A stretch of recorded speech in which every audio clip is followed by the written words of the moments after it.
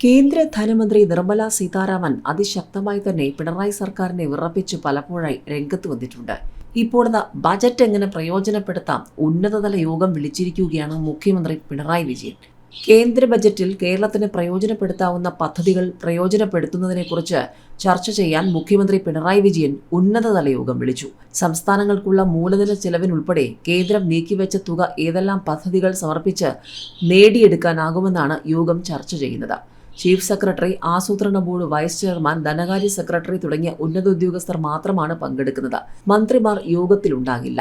കേന്ദ്രത്തോട് പ്രതിഷേധിച്ച് മാറി നിന്നാൽ സംസ്ഥാന വികസനത്തിന് പ്രയോജനപ്പെടുത്താവുന്ന പദ്ധതികൾ ലഭിക്കാതെ പോകുമെന്ന് കണ്ടാണ് അടിയന്തരമായി ഇപ്പോൾ കേരളം ഇറങ്ങിയിരിക്കുന്നത്.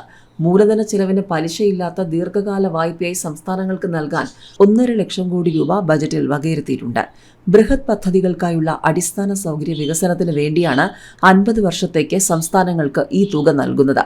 വിഴിഞ്ഞം തുറമുഖ പദ്ധതിക്കായി സംസ്ഥാനം കഴിഞ്ഞ വർഷം 3000 കോടി രൂപ ഈ ഇനത്തിൽ ആവശ്യപ്പെട്ടിരുന്നെങ്കിലും കേന്ദ്ര സഹായത്തോടെയുള്ള മറ്റു പദ്ധതികളുടെ ബ്രാൻഡിങ്ങിന് സംസ്ഥാനം വഴങ്ങാതിരുന്നതിനാൽ വായ്പാ സഹായം ലഭിച്ചില്ല.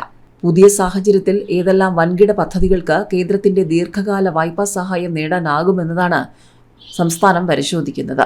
വിഴിഞ്ഞം തുറമുഖത്തിന്റെ അനുബന്ധ പശ്ചാത്തല വികസനമാണ് അടിയന്തര വികസന വിഷയമായി മുൻപിലുള്ളത്. കേരളം കടുത്ത സാമ്പത്തിക പ്രതിസന്ധിയിലൂടെ കടന്നു പോവുകയാണ്. അടുത്ത മാസം സർക്കാർ ജീവനക്കാരുടെ ശമ്പളം ഉൾപ്പെടെയുള്ള ചെലവുകൾക്കായി സംസ്ഥാനം 2000 കോടി രൂപ കൂടി കടമെടുക്കുന്നു. 30-ന് റിസർവ് ബാങ്ക് വഴി കടപ്പത്രം ഇറക്കിയാണ് തുക സമാഹരിക്കുന്നത്. മേയിൽ 3500 കോടി ഇങ്ങനെ കടമെടുത്തിരുന്നു. മേയിൽ വിരമിക്കുന്നവർക്കുള്ള ആനുകൂല്യങ്ങൾ നൽകാനും 1 മാസത്തെ ക്ഷേമ പെൻഷൻ നൽകാനുമാണ് ഇത് വിനിയോഗിച്ചത്.